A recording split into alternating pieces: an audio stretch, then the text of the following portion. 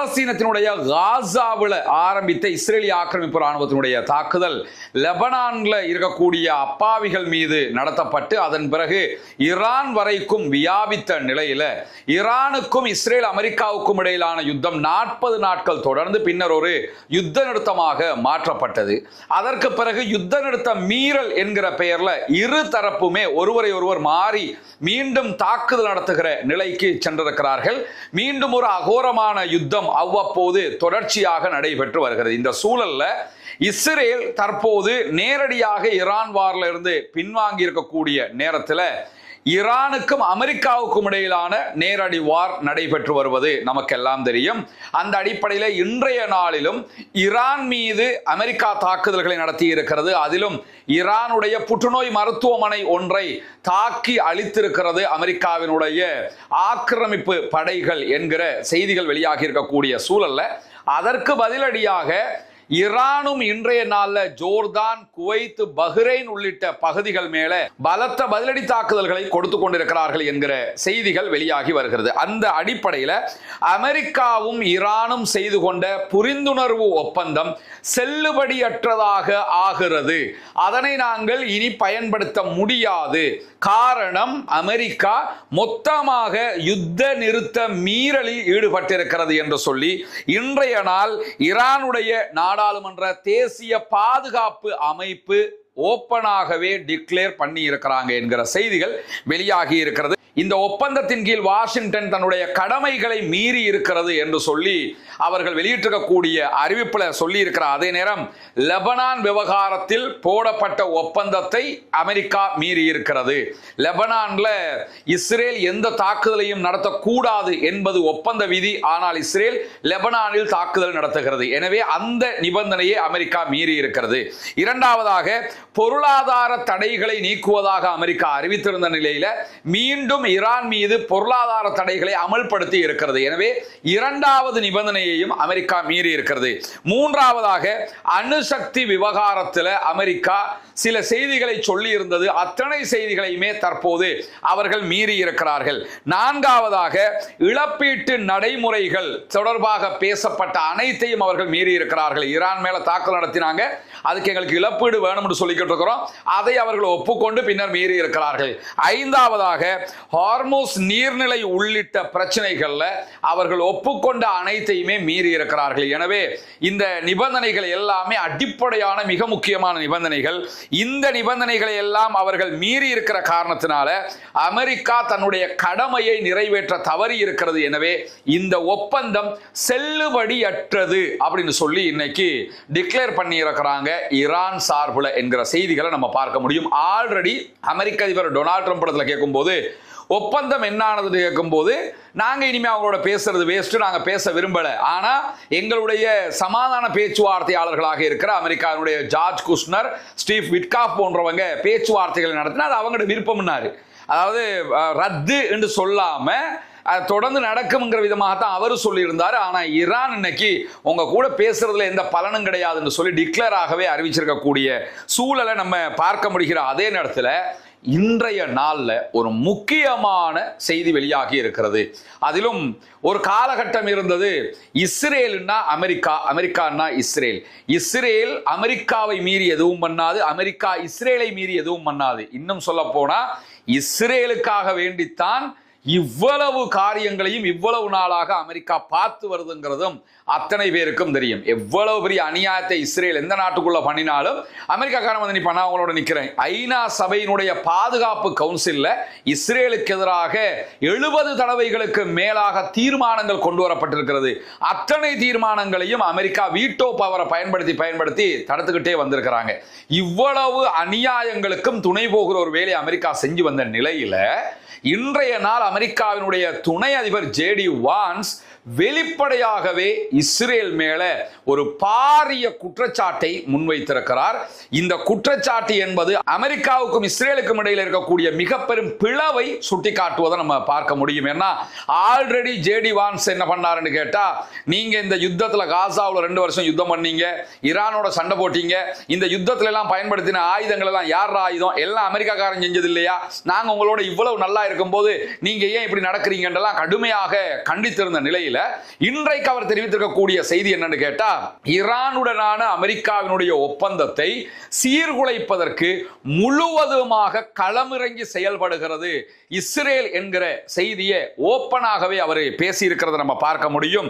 குறிப்பாக இந்த யுத்தத்தை முடிவுக்கு கொண்டு வருவதற்காக ஈரானோடு அமெரிக்கா நடத்துகிற பேச்சுவார்த்தைகளை சீரழிக்கிற நோக்கில் இஸ்ரேல் பல பிரச்சாரங்களை மேற்கொள்கிறது.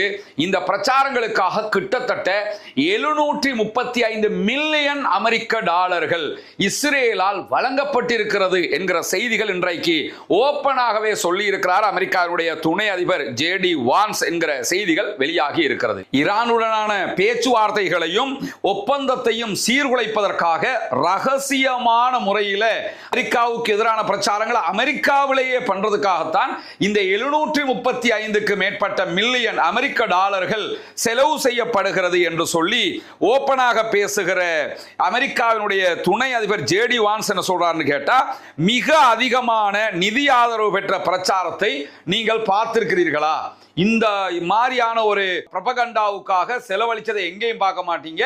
இஸ்ரேல் அமெரிக்காவுக்கு எதிராக, அதுவும் டொனால்ட் ட்ரம்பினுடைய கவர்மெண்ட்டுக்கு எதிராக இந்த வேலையை பண்றாங்கன்னு சொல்லி இன்றைக்கு ஜோ ராகனோட அவர் நடத்தி இருக்கக்கூடிய பாட்காஸ்ட் நிகழ்ச்சியில வெளிப்படையாகவே பேசியிருக்கிறார். இஸ்ரேலிய அரசாங்கத்துக்கு உள்ள இருக்கக்கூடிய சில தரப்பினரால ஒரு கும்பல் உருவாக்கப்பட்டு அவர்களுக்கு தான் இந்த பணம் கொடுக்கப்படுகிறது.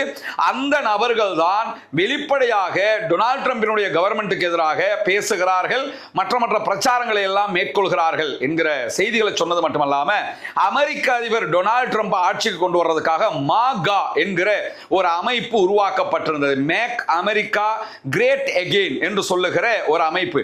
அந்த அமைப்புக்குள்ள இருக்கக்கூடியவங்களுக்கே பணம் கொடுத்து அவங்களையே அதிபர் ட்ரம்புக்கு எதிராக பேச வைக்கிறாங்க என்கிற குற்றச்சாட்டை இன்றைக்கு ஓப்பனாகவே சொல்லி இருக்கிறார் அமெரிக்காவினுடைய துணை அதிபர் ஜேடி வான்ஸ். இதெல்லாம் அமெரிக்க வரலாற்றில் நடக்கிற காரியங்களே கிடையாது. அமெரிக்க வரலாற்றில் இஸ்ரேலுக்கு எதிராக வெளிப்படையாக பேசின ஒரு அதிபர் ஜான் எஃப் கென்னடி. அவரை போட்டு தள்ளிட்டாங்க, பேசினதுக்காகவே போட்டு தள்ளினாங்க, அது தெரியும். அப்படி இருக்கும்போது எப்படியாவது ஈரானோட ஒரு சண்டையை மூட்டி விடணும்னு இவ்வளவு காலமா எல்லா அதிபர்களோடையும் ட்ரை பண்ணிக்கிட்டு வந்தாங்க. அவங்க கொடுத்த கவருக்கு கரெக்டா சிக்கினது யாருன்னு கேட்டா அமெரிக்க அதிபர் டொனால்ட் ட்ரம்ப் தான். அவர் தான் நான் யுத்தம் பண்ண போறேன் இப்ப சேத்துக்குள்ள குழிக்குள்ள மாட்டின மாதிரி எந்திரிக்கவும் முடியாம நகரவும் முடியாம அவர் தடுமாறுகிற காட்சியை நம்ம பார்க்கிறோம். இந்த நிலையில தான் ஈரானோட சண்டை பிடிக்காம ஈரானோட ஒரு ஒப்பந்தத்துக்கு போயிட்டாங்க. இப்படி அமெரிக்கா செஞ்சது சரியா? அமெரிக்கா தோத்து போயிருச்சு, அதா இதான்னு சொல்லி என்ன பண்றாங்கன்னு கேட்டா இல்லாத புரபகண்டாவை பணம் கொடுத்து பண்றாங்க. இதுக்கு முன்னுக்கு இதே வேலையை ஒரு 500 மில்லியன் அமெரிக்க டாலர்களை செலவழிச்சு, இந்த மில்லியன்ல சொல்றதுனால சங்கடமாக இருக்கும், ஆனா பெருந்தொகைங்கிறதுனால அதை ருபீஸ்ல எல்லாம் கணக்கு பார்த்து சொல்ல முடியாது. ஒரு அமெரிக்க டாலர் இலங்கை பெறுமதிக்கு 313 ரூபா வருது. இந்தியாவுக்கு ஒரு 80-85 ரூபா வரும் நினைக்கிறேன் இன்றைய பெறுமதிக்கு. அது கொஞ்சம் முன்ன பின்ன ஆகலாம். அதுல கணக்கு போட்டு பார்த்தீங்கன்னு சொல்லி சொன்னா 10 லட்சத்துக்கு எவ்வளவு, ஒரு கோடிக்கு எவ்வளவு, அப்படி இருக்கும்போது 100 மில்லியனுக்கு எவ்வளவுங்கிறத நீங்க பார்த்துடலாம். அவ்வளவு பெரும் தொகையை செலவழிச்சு காசா வார்ல இஸ்ரேல் செய்ததுதான் சரி என்ற ஒரு புரபகண்டாவை கொண்டு போக பார்த்தாங்க. அது டோட்டல் ஃபெயிலியராக போயிடுச்சு. அதே மாதிரி காசாவுல சமாதானம் வரக்கூடாது அப்படின்னு ஒரு புரபகண்டாவை செய்ய பார்த்தாங்க, அது ஃபெயிலியரா போயிடுச்சு. இஸ்ரேல் ரொம்ப நல்லவங்க தெரியுமா, இவ்வளவு காலமா இதைத்தான் பண்ணது. அந்த காலகட்டம் எப்படின்னு கேட்டா இந்த பிரபலமான ஊடகங்களுக்கு காசு கொடுத்து வேலையை பார்த்துடலாம். இப்ப அப்படி பண்ண முடியாதுல்ல. இப்ப சோசியல் மீடியாவுக்கு தான் பணம் கொடுக்க வேண்டி இருக்குது. அதை பண்ணி இந்த வேலையை பண்ணிக்கிட்டு இருக்கிறாங்க என்கிற நிலையில தான் இன்றைய நாள் வான்ஸ் இஸ்ரேலுக்கு எதிராக தெரிவித்திருக்கக்கூடிய கருத்துக்கள் குடியரசு கட்சிகளுக்குள் இருக்கக்கூடிய பிளவை காட்டுகிறது என்கிறது அல் ஜசீராவுடைய செய்தி தொகுப்பு. குடியரசு கட்சிங்கிறது டொனால்ட் ட்ரம்பினுடைய கட்சி, ஜனநாயக கட்சிங்கிறது அதுக்கு எதிராக இருக்கக்கூடிய மம்தானி மாதிரி ஆட்கள் இருக்கக்கூடிய கட்சியாக இருக்கிறது. இந்த நேரத்தில் தான் ஈரான் பேச்சுவார்த்தைகள் மீதான இஸ்ரேலுடைய செல்வாக்கு பிரச்சாரம் ட்ரம்பினுடைய மாகா ஆதரவு தளத்தை கூட பாதிக்கிற நோக்கம் கொண்டது அப்படின்னு சொல்லி ஜேடி வான்ஸ் சொல்லி இருந்தாரு. ஜேடி வான்ஸினுடைய இந்த கருத்துக்கு எதிராக இன்றைக்கு இஸ்ரேலியர்களும் எதிர்வினையாற்றி இருக்கக்கூடிய நேரத்தில் பதவியில் இருக்கக்கூடிய ஒரு துணை அதிபர் வரலாற்றில் இப்படி இஸ்ரேலுக்கு எதிராக பேசினதே கிடையாது. ஓப்பனாக இவர் தான் பேசியும் இருக்கிறார். இவர் பேசுறாருனாலே அமெரிக்க அதிபர் டொனால்ட் ட்ரம்பினுடைய ஆதரவு இல்லாம அவர் பேச மாட்டாரு. பொது வெளியில வந்து இஸ்ரேல் அமெரிக்காவுக்கு எதிராக ரகசிய பிரச்சாரத்தை மேற்கொள்கிறது என்று ஜேடி வான்ஸ் சொல்லி இருக்கிறது மட்டுமல்லாம இஸ்ரேலுக்கான உதவியை நிறுத்துவதற்கு ஜனநாயக கட்சியினர் பாதி பேர் வாக்களித்தும் இருக்கிறார்கள். அதுவும் வரலாற்றிலேயே அமெரிக்காவில் நடக்காத ஒரு விஷயம். ஒவ்வொரு வருஷமும் அமெரிக்கா இஸ்ரேலுக்கு 3.3 பில்லியன் அமெரிக்க டாலர்கள், நம்ம நாட்டில் மொத்த கடனை வந்து 63 தொடக்கம் 67 பில்லியன் அமெரிக்க டாலருங்கிறாங்க. நம்ம நாடு கொஞ்சம் மேலே எழும்பி வர்றதுக்கு நம்ம IMF கடன் வாங்கியிருக்கதே 7 பில்லியன் தான். அதை தாங்கன்னு இருக்கிறோம். அந்த 7 பில்லியன்ல பாதின்ற அர்த்தம் ஒரு வருஷத்துக்கு நம்ம நாடு கொஞ்சம் மேலே வர்றதுக்கு எவ்வளவு பணம் கேட்கிறோமோ அதுல பாதி ஒவ்வொரு வருஷமும் இஸ்ரேலுக்கு அமெரிக்கா ராணுவத்துக்காகவே கொடுக்குறாங்க. அந்த காசை நிப்பாட்டணும், இனி கொடுக்க கூடாது அப்படின்னு சொல்லி ஒரு தீர்மானம் அமெரிக்காவுடைய காங்கிரஸ்ல பாராளுமன்றத்தில் கொண்டு வரப்பட்டுச்சு. அதுல பிரதிநிதிகள் சபையில் இருக்கக்கூடிய 212 ஜனநாயக கட்சியினர்ல 103 பேர் இஸ்ரேலுக்கான நிதியுதவியை நிறுத்தணும் அப்படின்னு சொல்லி வாக்களிச்சிருக்கிறாங்க. அப்ப எவ்வளவு ஒரு பெரிய தாக்கம் ஏற்பட்டிருக்குன்றத பாருங்க. 103 பார்லிமெண்ட் மெம்பர்ஸ் இஸ்ரேலுக்கு அமெரிக்கா பணம் கொடுக்க கூடாது அப்படிங்கிற வரலாற்றில் இதெல்லாம் நடந்ததே கிடையாது.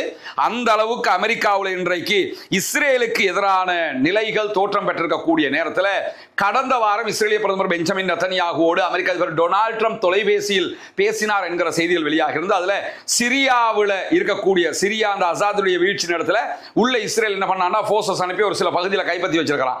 அந்த பகுதிகளில் இருந்தும் இஸ்ரேல் தன்னுடைய படைகளை விட்ரா பண்ணணும், லெபனான்ல இருந்து விட்ரா பண்ணணும் என்று அமெரிக்க அதிபர் வலியுறுத்தி இருக்கிறார் என்கிற செய்திகள் வெளியாகி இருக்கு. ஆனால் அது தொடர்பாக மேலதிக செய்திகள் இன்னும் வெளிவரல. அதே நேரத்தில் தற்போதைய சூழல்ல இன்றைக்கு வெளியாகி இருக்கக்கூடிய செய்திகள் பிரகாரம் தெற்கு லெபனான் பகுதிகளில் இஸ்ரேலிய ஆக்கிரமிப்பு ராணுவம் மீண்டும் ஒரு தாக்குதலை ஆரம்பித்திருக்கிறது. போர் நிறுத்தம் நடைமுறையில் இருக்கக்கூடிய நேரத்தில் நபாதியா மாவட்டத்தில் இன்றைக்கு வான்வழி தாக்குதல்களை நடத்தி இருக்கிறது என்கிற செய்திகளும் வெளியாகி இருக்கிறது. எனவே இஸ்ரேலை கண்ட்ரோல் பண்றதுக்கு கடிவாளம் போடுறதுக்கு அமெரிக்க அதிபர் டொனால்ட் ட்ரம்பும் அவருடைய ஆட்சியும் முயற்சி பண்ணி கொண்டிருக்கும் போது அதை கட்டுப்படாம திமிரு குடிச்சுக்கிட்டு திமிரிக் கொண்டு இருக்கிறார் இஸ்ரேலுடைய பிரதமர் பெஞ்சமின் நெதன்யாகுங்கிறத நம்ம பார்க்க முடிகிறது.